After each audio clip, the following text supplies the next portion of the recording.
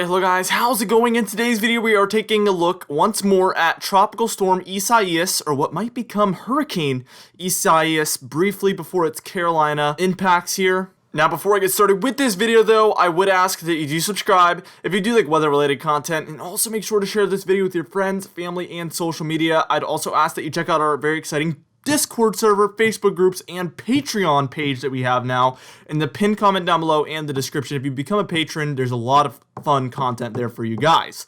Now for today's comment of the day, similar to yesterday's comment, I want to know, what do you think the maximum winds from this point forward we're going to see from Isaias? Right now I think it's at about 70 miles per hour, so do you think it's going to become more? Do you think that's the max? Let me know in the comments down below and I'll be picking one of those for tomorrow's video. Now let's get into this video, and we are taking a look at the satellite imagery currently for Isaias. And as you can see, there's some banding right now going on for Florida, Georgia, South Carolina, and our main storm is pretty far offshore actually, and this is actually going to help its development. That's why we're kind of talking about hurricane being potential for the status of this one moving forward a little bit. So what we're going to do here is take a look at our low pressure center, just so you can see here that it is well offshore of Florida. We were expecting it to be possible for it to be onshore by this point, and it's actually well offshore, heading directly northward. This one's definitely going to actually pick up in a little bit more intensity than we originally anticipated because of the fact that it's a little bit further offshore. Now, we're about to move on, and what we're going to do is we're going to take a look at the updated National Hurricane Center's cone forecast, the spaghetti models, the intensity guidance. Then we're going to get into simulated radar, total rainfall, the winds, all sorts of impact you could feel from tropical storm or potentially moving forward Hurricane Isaias. Now, this wouldn't be the first time Isaias becomes a hurricane. However, it is going to potentially be the second time. This isn't unheard of for a hurricane to become a tropical storm and then a hurricane again. And it would be quite brief. I think, as you can see here on the National Hurricane Center's cone forecast, we would probably become a hurricane here very shortly, and then probably by time it's reaching South Carolina and North Carolina and interacts with that land, it's going to sharply decrease in intensity. It's very expected with this type of system. And as you can see, we're almost certain that this one's going to make landfall in between South Carolina and North Carolina, move up through eastern North Carolina, eastern Virginia, the Delmarva, New Jersey, where it is going to potentially be offshore, but most likely inland there. And then it's going to move up into New England, where it's going to weaken significantly. We do have tropical storm warnings indicated by these blues. We have hurricane warnings here indicated by those red areas. So again, they are expecting it to potentially be a hurricane at landfall. And then all the yellow areas is where we have tropical storm watches. Now, if you can't see from this map, I know it is very hard to see. What I'd recommend you do is go to the National Weather Service's page here. You can just search it up on the internet, NWS, and it'll tell you your current watches, warnings, and advisories if you click on your county. I highly recommend you do that just so you can see the actual conditions you are expecting for your county, because it is going to vary a lot. Now, what we're going to do is we're going to move on, take a look at the spaghetti model guidance, our intensity guidance, simulated radar, total rainfall, our wind, and then our direct weather cone forecast for Tropical Storm Isaias. Now here is that spaghetti model guidance here, and as you can see, and these are really trending at a North Carolina landfall and then very close to the East Coast for pretty much a lot of its track until it reaches New England in about 48 hours from now, which is very soon actually. This one's going to really pick up in speed and just get going. We're actually really blessed that it's going to pick up in speed, because if it slowed down, it might be able to intensify well into hurricane status. But the fact that it's hitting North Carolina in about 24 hours is really going to limit the development moving forward, which is obviously good news. All right, now here's our intensity guidance. And as you can see, generally, we're going to see this one most likely pick up in intensity over the next 12 hours. Some models have it slightly picking up in intensity from the 12-hour mark to the 24-hour mark, but most have it dropping off at that point, and certainly after that point. You can see in between 24 and 48 hours, this one is absolutely going to bomb. And I don't mean bomb cyclone, I mean bomb out in intensity. It is going to just lower completely and just go down through the tank basically until it's, less than a tropical storm after a certain point.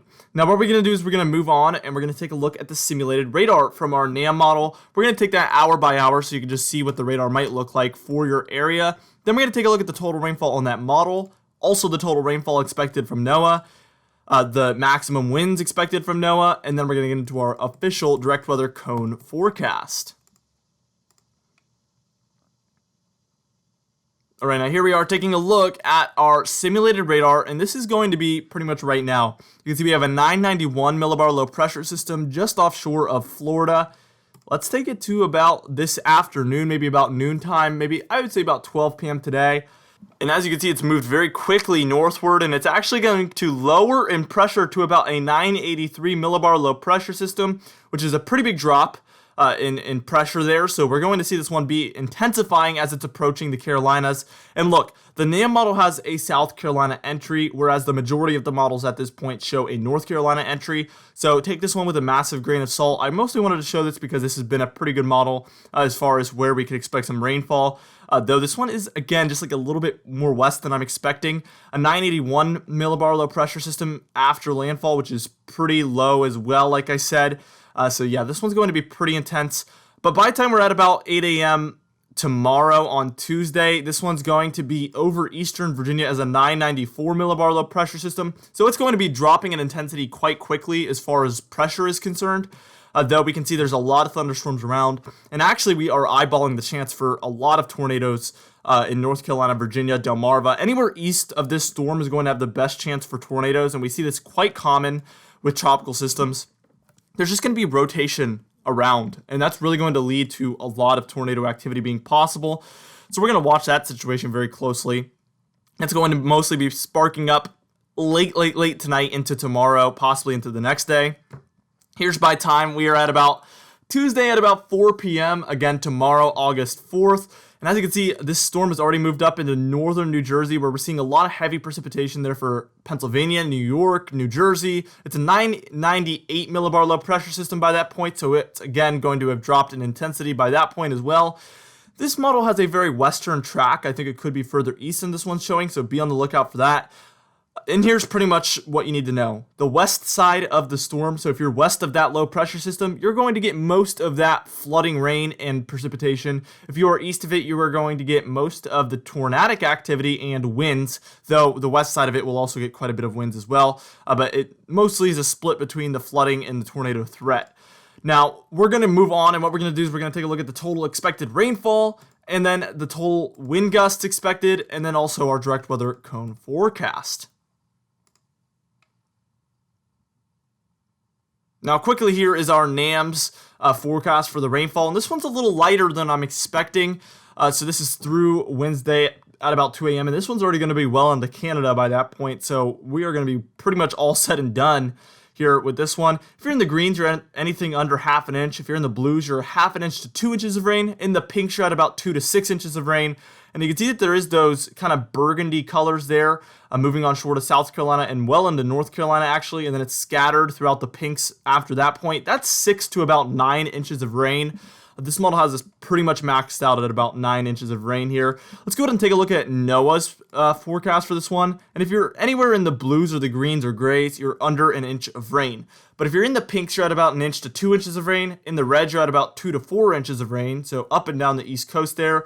And then the yellows to the darker oranges, you're at about 4 to maybe 8 inches of rain. And this model, the National Weather Service actually has us pretty much maxed out at about 8 inches of rain in those darker, almost gold colors there. Pretty much just to the west of where they're expecting this one to track. Again, the west side of that track is where you're going to see the most flooding potential. Now here's their maximum wind gusts through the next 24 hours. This does not get us to landfall yet. I'll be making a Patreon post later today with kind of an update later this evening. So if you are a patron, you'll be able to see that. If you're not, you can check it out in the description or the pinned comment. Anyway, for Florida, we are expecting 60 mile per hour wind gusts or more for that eastern seaboard there to be possible. I'm expecting the very same thing for South Carolina and North Carolina, where we're expecting landfall 55 to 60 mile per hour or more. Potentially into the 70s, upper 70s, lower 80s there for gusts for South Carolina and North Carolina, but we'll have to see if they update this later on and get kind of a better idea of what they're expecting. Here's tropical storm force wind speed probabilities, and as you can see, if you're in the reds, basically, you're at about 70 to 90% chance. If you're in the purples, you're over 90% chance. So you can see for North Carolina, we have the peak chance of that there for southern North Carolina. And if you're in the yellows and golds, you're mostly at about 30 to 60% chance, so anywhere near that 50% chance. And if you're in the greens, it's kind of a lower chance, 5 to 30% chance or so. All right, now here's our direct weather cone forecast for this one, the updated cone forecast for the next 5 days. It's up to 63 mile per hour winds. I'm expecting this to increase later on. We're at a 994 millibar low pressure system. I'm also expecting this to drop as we move on. And it's moving north at 9 miles per hour. I'm also expecting this one to move faster as time moves on. But as you can see, we are expecting anything from a South Carolina to North Carolina impact. It's going to move up through North Carolina, through Virginia, through the Delmarva, through New Jersey, and into New England there. And really, the impacts are going to start to drop off as time moves on. Most of the impacts should be for North Carolina, Virginia, Delmarva, and New Jersey. After that point, it's kind of uncertain. Anyway, for today's comment of the day, I asked you guys, how many inches of rain do you think will be the most we will see from this storm anywhere? And Grady Wilson said 9 inches, and I think that's a pretty safe bet there. Here's our patron highlight of the day. We've added a lot of names to this. Thank you so much for supporting the channel. Again, if you're a silver patron or above, you will be featured on the screen. So if you want to become a patron, check it out in the description and pinned comment. You can check it out there, see what it's about. Maybe you would like to become a patron.